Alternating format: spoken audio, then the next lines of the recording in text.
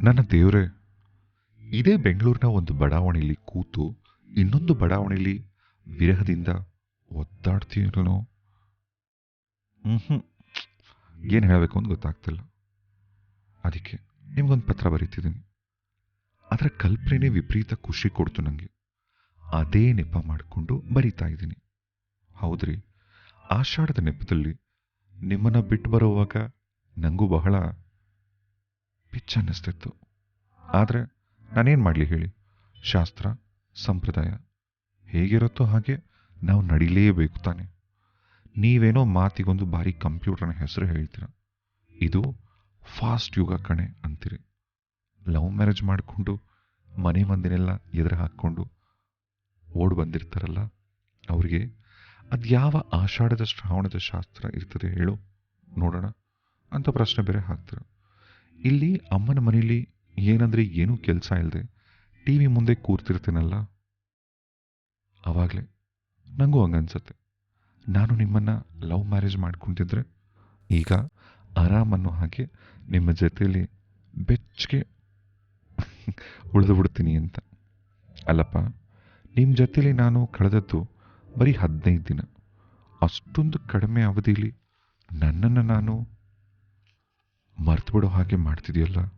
ನಿಜ ಹೇಳಿ, ನನ್ನನ್ನು ಹೀಗೆ ಇಂಚಿಂಚಿಗೆ ಗೆಲ್ಲೋದಕ್ಕಿಂತ ಮುಂಚೆ ನೀವು ಹೆಂಗಸರನ್ನ ಗೆಲ್ಲೋದು ಹೇಗೆ ಅಂತಲೋ ಅಥವಾ ಹುಡುಗಿರನ್ನ ಪಟಾಯಿಸೋದು ಹೇಗೆ ಅಂತಲೋ ಏನೋ ಒಂದು ಪುಸ್ತಕ ಬಂದಿತ್ತಲ್ಲ, ಅದನ್ನೆಲ್ಲ ಓದಿದಿರ ತಾನೆ?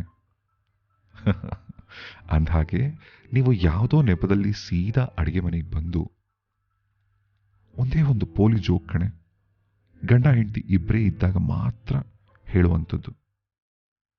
ಅನ್ಕೊಂಡೇ ಗುಟ್ಟು ಹೇಳೋ ಬದಲು ಮಿಂಚಿನ ವೇಗದಲ್ಲಿ ಮುತ್ತಿಟ್ಟು ಓಡ್ಬಿಡ್ತಿದ್ರಲ್ಲ, ಹಾಗೆಲ್ಲ ಮಾಡಬೇಕು ಅಂತ ಕೂಡ ಆ ಪುಸ್ತಕದಲ್ಲಿ ಏನಾದರೂ ಬರೆದಿದೆಯಾ?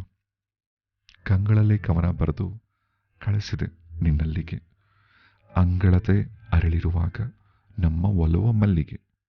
ಹೇಗಿದೆ ಹಾಡು?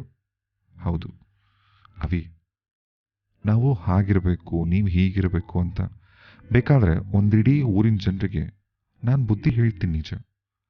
ಆದರೆ ರಾತ್ರಿ ಹಾಸಿಗೆಯಲ್ಲಿ ಅಡ್ಡಾದೆ ಅಂದರೆ ನಿಮ್ಮ ನೆನಪು ಬಿಟ್ಟು ಬಿಡದ ಕಾಡತ್ತೆ. ರಾತ್ರಿ ಮಲಗಕ್ಕಿಂತ ಮುಂಚೆ ನನ್ನಿಷ್ಟದ ಕಾಳಿಕಾ ಮಾತೆನ ಪ್ರಾರ್ಥಿಸ್ಕೊಂಡು ಉರುಳ್ಕೊಳ್ತೀನಿ ನಿಜ. ಆದರೆ ನಿಮ್ಮ ಜೊತೆಲಿದ್ದಾಗ ನಿಮ್ಮ ತೋಳನ್ನೇ ತಲೆದಿಮ್ ಥರ ಅಂದ್ಕೊಂಡು ಮೊಲದ ಮರಿ ಥರ ಮುದುರಿ ಮಲಗಿರ್ತೀನಿ ನೋಡಿ. ಅದು ನೆನಪಿಗೆ ಬಂದಾಗ ಕ್ಷಣ ಉಳಿದದ್ದೆಲ್ಲ ಮರೆತು ಹೋಗುತ್ತೆ. ಆ ಗೌ ಕತ್ಲಲ್ಲೇ ಅಮ್ಮನ ಕೈ ಹಿಡ್ಕೊಂಡು ಹೇಳ್ಕೋತೀನಿ. ನಾನು ರಾತ್ರಿ ಹಾಗೆ ಮಾಡಿದಾಗಲೆಲ್ಲ ಮೊದಲಿಗೆ ಅಮ್ಮ ಗುರ್ರ ಅಂತಾಳೆ, ಆಮೇಲೆ ನನ್ನೊಳಗೆ ನಗ್ತಾಳೆ. ಬಹುಶಃ ನಾನು ಈಗ ಮಾಡ್ತಿದ್ದೀನಲ್ಲ ಅದೇ ಥರ. ಏನಮ್ಮ ಅಮ್ಮನೂ ಮದುವೆ ಆದಮೇಲೆ ಹೊಸದರಲ್ಲಿ ಮಾಡ್ತಾ ಇದ್ದಾಳೋ ಏನೋ. ಆಮೇಲೆ ಅವಿ, ನಾ ಅಲ್ಲಿಂದ ಬರುವಾಗ ಚಟ್ನಿ ಪುಡಿ, ಉಪ್ಪಿನಕಾಯಿ ರೆಡಿ, ಇದನ್ನೆಲ್ಲ ರೆಡಿ ಮಾಡಿ ಇಟ್ಬಿಟ್ಟು ಬಂದಿದ್ದೆ. ಎಲ್ಲ ಮುಗ್ದೋಯ್ತಾ? ಹೌದು ಅನ್ನೋದಾದರೆ ನಿಮಗೆ ಬರ್ತದಲ್ಲ ಆ ಟೊಮೆಟೊ ಗೊಜ್ಜು ಮಾಡೋಕ್ಕೆ, ಅದರಲ್ಲೇ ಊಟ ಮುಗಿಸಿ. ರಾತ್ರಿ ನಿದ್ದೆ ಬರಲ್ಲ ಅಂದರೆ ಅದೊಂದು TV ಚಾನಲ್ ಇದೆಯಲ್ಲ, ಅದರಲ್ಲಿ ಹಾಕ್ಕೊಂಡು ಮನೆಯಲ್ಲಿ ಪೋಲಿ ಥರ ಮಾತ್ರ ವರ್ತಿಸ್ಬೇಡಿ. ಬಿಸಿ ಬಿಸಿ ಅನ್ನಕ್ಕೆ ಆದಷ್ಟು ಜಾಸ್ತಿ ಗಟ್ಟಿ ಮೊಸರು ಹಾಕ್ಕೊಂಡು ಊಟ ಮಾಡಿದ್ರೆ ಬರೀ ಒಂದು ಅರ್ಧ ಗಂಟೆಲೇ ಆರಾಮಾಗಿ ನಿದ್ದೆ ಬರುತ್ತಂತೆ. ಅಮ್ಮ ಹೇಳಿದ್ರೆ ಇದನ್ನು ಹಂಗೆ ಮಾಡಿ. ಬೆಳಗ್ಗೆ ಎದ್ದು ನೀವು ಪೇಪರ್ ಓದ್ತಾ ಕೂತಿದ್ದಾಗಲೇ ಎದುರು ಮನೆ ಮೀರಾಕ್ಷಿ ಒಂದು ಕಾಫಿ ಕೊಟ್ಲು. ಅವಳೇ ಒತ್ತಾಯ ಮಾಡಿದ್ಲು, ತಿಂಡಿ ತಿನ್ನಿ ಅಂತಂದ್ಲು.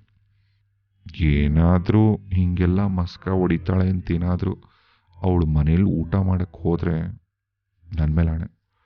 ಜೊತೆಗೆ ನೀವಿಲ್ಲ ಅಲ್ಲ ಅನ್ನೋ ಕೊರು ಕೂಡ ನನ್ನನ್ನು ತುಂಬ ಕಾಡ್ತಿದೆ.